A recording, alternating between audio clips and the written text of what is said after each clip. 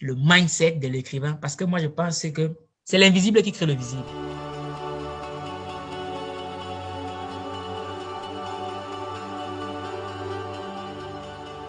Le mindset de l'écrivain, parce que moi, je pense que tout commence dans la tête. Et comme l'a dit T.F. Eker, c'est l'invisible qui crée le visible. Et c'est même ce qui est invisible qui est plus déterminant pour ce qui est visible.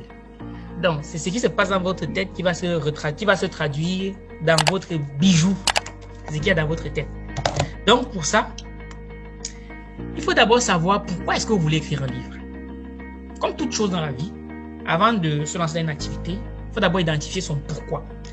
Et il faut avoir des pourquoi suffisamment forts, surtout lorsqu'on se lance dans l'aventure d'écrire un livre. Pourquoi? Parce qu'il y a une chose qui est claire, nette et précise dans tout ce que vous allez vouloir faire qui a de l'importance et qui va vous demander un engagement pendant un certain temps.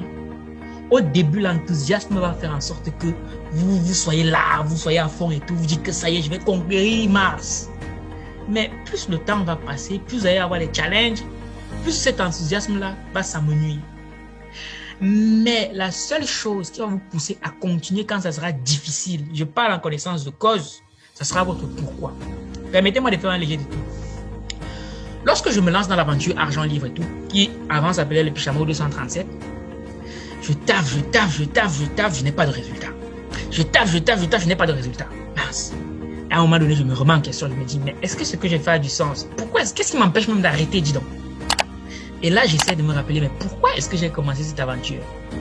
Et là, je me dis, ok, je sais pourquoi j'ai commencé cette aventure.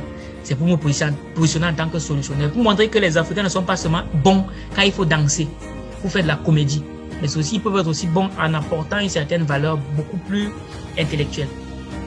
Et c'est là que je me remettais en selle. Pareil pour mon livre. Je vous avoue que le premier jour, j'étais à fond. Le deuxième jour, j'étais à fond. Le troisième jour, j'étais à fond. Mais au bout d'une semaine, ça n'allait plus. Je me disais, mais Valet, qui t'a dit, qui te pousse même à faire ça?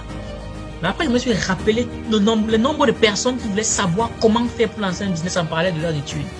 C'est ça qui m'a permis de revenir et de dire, Valet, tu as pris un engagement, tu vas aller jusqu'au bout. Donc, à chacun de vous, vous devez identifier un pourquoi suffisamment fort. Et ne pas vous limiter à l'identifier, il faut l'écrire. Parce que ce qui n'est pas écrit n'existe pas. Et quand vous écrivez, il faut que ce soit visible. Moi, mon pourquoi était sur mon ordinateur. À chaque fois que je voyais mon ordinateur, je voyais pourquoi il fallait que je le fasse. Et c'est ça qui me permettait de continuer à écrire. Donc, identifiez votre pourquoi. Il y en a qui vont écrire, par exemple, pour inspirer. Il y en a qui vont écrire pour gagner de l'argent. C'est une motivation non négligeable. Il y en a aussi qui vont écrire juste pour laisser une trace, pour dire que bon, j'ai vécu.